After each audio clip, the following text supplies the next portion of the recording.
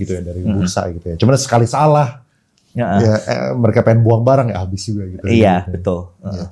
Ini mungkin gue masuk ke segmen terakhir buat tips teman-teman investor ya. Apa sih common mistake? Mungkin dari Bro Antoni dulu ya. Kayak yang lu paling sering lihat di retail investor.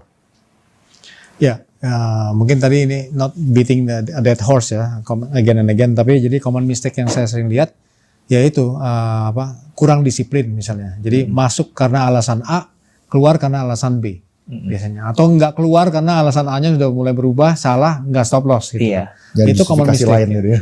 Jadi makanya tadi kalau pesan saya, be discipline sih. Disiplin dan stick with what you know best gitu. Jadi sama sebenarnya kan dengan mau usaha dagang bisnis apapun juga kan mau mencoba bidang yang baru sebaliknya perlahan-lahan kan nggak langsung all in tiba-tiba wah udah sukses jualan barang elektronik misalnya tiba-tiba mau completely masuk ke restoran misalnya all in masuk ke restoran ya mungkin coba-coba dulu lah gitu sama seperti saham stick with what you know best be disciplined about it kalau dari saya sih itu ya.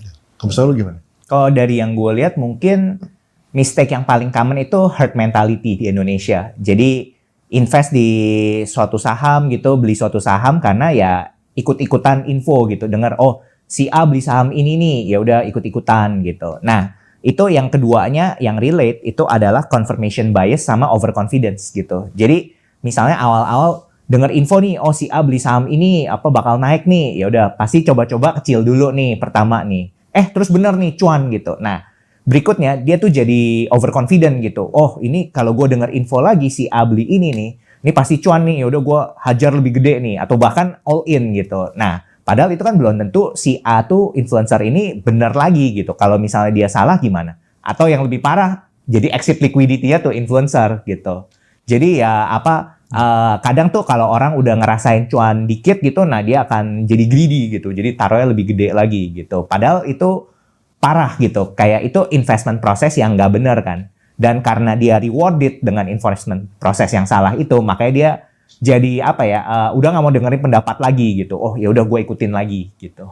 Ya. Jadi tambah dapat cuan kecil, tambah pede, malah tambah hajar. Betul. Besar, kalau misal salah gimana? Betul. Belakangan ini tuh lagi ada sebenarnya debat yang nggak selesai. Dari dulu sih, dulu ada, abis itu